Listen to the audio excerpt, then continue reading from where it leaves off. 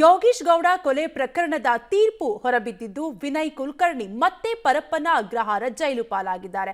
Bowring ಆಸ್ಪತ್ರೆಯಲ್ಲಿ ಈಗಾಗಲೇ medical process ಕೂಡ ಕಂಪ್ಲೀಟ್ ಆಗಿದ್ದು, ಯೋಗೇಶ್ ಗೌಡ ಕೊಲೆ ಕೇಸ್ನ ತೀರ್ಪು ಪ್ರಕಟವಾಗಿದ್ದು, ಕೊಲೆ ಕೇಸ್ನಲ್ಲಿ ವಿನಯ್ ಕುಲಕರ್ಣಿ ದೋಷಿಯಾಗಿದ್ದಾರೆ.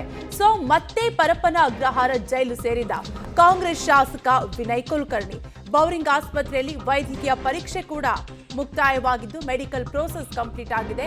17 ಅಪರಾಧಿಗಳು ಪರಪ್ಪನ ಅಗ್ರಹಾರ ಜೈಲಿಗೆ ಶಿಫ್ಟ್ ಆಗ್ತಿದ್ದಾರೆ.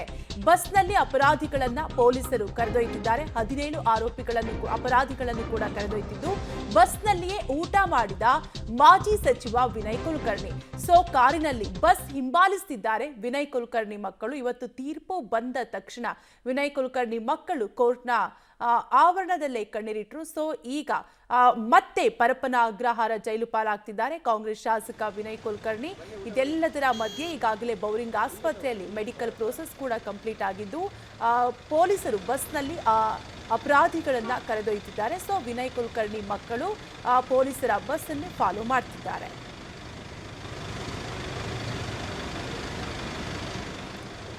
ಒಟ್ಟಲ್ಲಿ ಮತ್ತೆ ಪರಪ್ಪನ ಅಗ್ರಹಾರ ಜೈಲು ಪಾಲಾಗಿದ್ದಾರೆ ಕಾಂಗ್ರೆಸ್ ಶಾಸಕ ವಿನಯ್ ಕುಲಕರ್ಣಿ. ಸುಮಾರು ಬರೋಬ್ಬರಿ 10 ವರ್ಷಗಳ ಬಳಿಕ ಯೋಗೇಶ್ ಗೌಡ ಕೊಲೆ ಕೇಸ್ಗೆ ಸಂಬಂಧಪಟ್ಟಂತೆ ಕೋರ್ಟ್ ತೀರ್ಪನ್ನ ಪ್ರಕಟ ಮಾಡಿದ್ದು, 17 ಅಪರಾಧಿಗಳಿಗೂ ಕೂಡ ಇಂದು ಜೈಲು ವಾಸ ಅನುಭವಿಸಲಿದ್ದಾರೆ. ನಾಳೆ ಕೋರ್ಟ್ ಮತ್ತೆ ಎಷ್ಟು ವರ್ಷ ಶಿಕ್ಷೆ ಆಗ್ಬೋದು ಅನ್ನೋದನ್ನು ಕೂಡ ಪ್ರಕಟ ಮಾಡಲಿದೆ.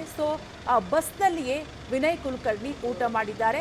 ಈಗಾಗಲೇ ಬೌರಿಂಗ್ ಆಸ್ಪತ್ರೆಯಲ್ಲಿ ಮೆಡಿಕಲ್ ಪ್ರೋಸೆಸ್ ಕೂಡ ಕಂಪ್ಲೀಟ್ ಆಗಿದ್ದು, ಬೌರಿಂಗ್ ಆಸ್ಪತ್ರೆಯಲ್ಲಿ ವೈದ್ಯಕೀಯ ಪರೀಕ್ಷೆ ಕೂಡ ಮುಕ್ತಾಯವಾಗಿದೆ. ಎಲ್ಲ ಅಪರಾಧಿಗಳಿಗೂ ಕೂಡ 17 ಅಪರಾಧಿಗಳು ಪರಪ್ಪನ ಅಗ್ರಹಾರ ಜೈಲಿಗೆ ಪೊಲೀಸರು ಶಿಫ್ಟ್ ಮಾಡಲಿದ್ದಾರೆ. ಎಲ್ಲ ಆರೋಪಿಗಳನ್ನು ಕೂಡ ಪರಪ್ಪನ ಅಗ್ರಹಾರ ಜೈಲಿಗೆ ಪೊಲೀಸರು ಶಿಫ್ಟ್ ಮಾಡಲಿದ್ದು, ಬಸ್ನಲ್ಲಿ ಅಪರಾಧಿಗಳನ್ನ ಪೊಲೀಸರು ಈಗಾಗಲೇ ಕರೆದೊಯ್ದಿದ್ದಾರೆ.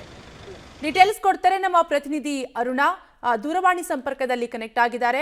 ಅರುಣಾ, ಬೌರಿಂಗ್ ಆಸ್ಪತ್ರೆಯಲ್ಲಿ ವಿನಯ್ ಕುಲಕರ್ಣಿಗೆ ಈಗಾಗಲೇ ಮೆಡಿಕಲ್ ಪ್ರೋಸೆಸ್ ಕಂಪ್ಲೀಟ್ ಆಗಿದೆ. What next? ಜೊತೆಗೆ ವಿನಯ್ ಕುಲಕರ್ಣಿ ಜೈಲು ದಿನಚರಿ ಹೇಗಿರುತ್ತೆ ಅಂತ?